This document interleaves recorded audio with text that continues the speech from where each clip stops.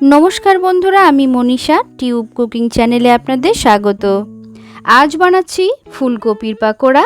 খেতেও যেমন মুচমুচে এবং বানাতেও খুব সহজ।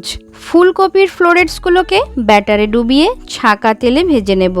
কিভাবে বানাবেন স্কিপ না করে দেখুন পুরো ভিডিওটা শেষ পর্যন্ত। সঙ্গে থাকছে টিপস অ্যান্ড ট্রিক্স। তাহলে চলুন শুরু করি।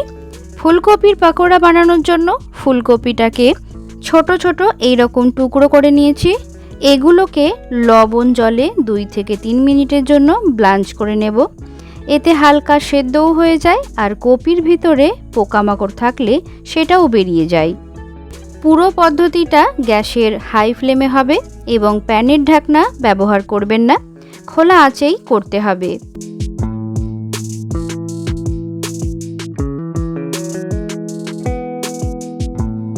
দুই থেকে 3 মিনিট পর গ্যাস অফ করে এগুলোকে একটি ছাঁকনায় ছেঁকে জল ঝরিয়ে নিচ্ছি। ফুলকপির ফাঁকে ফাঁকে জল জমে থাকলে পাকোড়া মুচমুচে হয় না। এবার এগুলোতে কিছু মশলা মাখিয়ে নেব।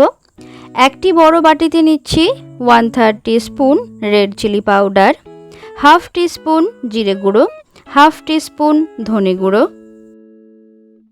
1/2 টিস্পুন গরম মশলার গুঁড়ো, 1/3 টিস্পুন হলুদ গুঁড়ো। অল্প লবণ দেব। ফুলকপিগুলো ব্লাঞ্চ করে নেওয়ার সময় অল্প লবণ তখনও দিয়েছিলাম। 1 table spoon tomato ketchup, 1/2 teaspoon আদা বাটা, 1/3 টিস্পুন রসুন বাটা আর সামান্য গোলমরিচের গুঁড়ো। নিরামিষের দিনে বানালে রসুন বাটাটা বাদ দিতে পারেন। সব কিছু ভালোভাবে মিশিয়ে নিয়ে তারপর ফুলকপি যোগ করবেন। ব্লাঞ্চ করা ফুলকপির ওপর কখনোই মশলা যোগ করবেন না। এতে ফুলকপিগুলোতে লবণ এবং মশলা সমানভাবে ঢুকে যাবে।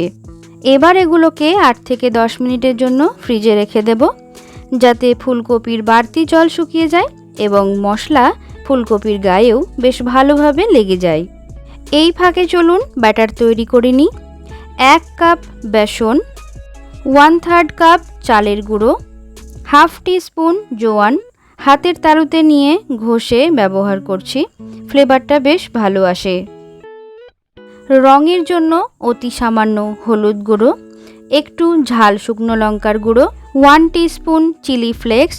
ব্যাটারটা আরও টেস্টি করার জন্য সামান্য অরিগানো ব্যবহার করছি, স্বাদমতো লবণ ও হালকা চিনি। অরিগানোর পরিবর্তে গরম মশলার গুঁড়ো ব্যবহার করতে পারেন।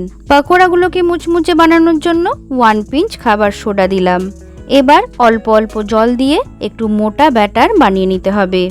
আমার চ্যানেলে এই রকম আরও অন্যান্য পাকোড়ার রেসিপি সহজভাবে এবং সঠিক পরামর্শ সহ উপস্থাপন করা হয়েছে।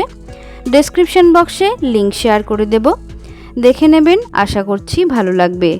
কোনো স্পেসিফিক পাকোড়ার রেসিপি ভিডিও দেখতে চাইলে অবশ্যই কমেন্ট করে জানাবেন।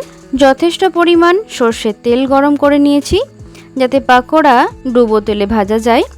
এবার মশলা মাখানো ফুলকপিগুলোকে ব্যাটারে ডিপ করে একে একে তেলে ভেজে নেব।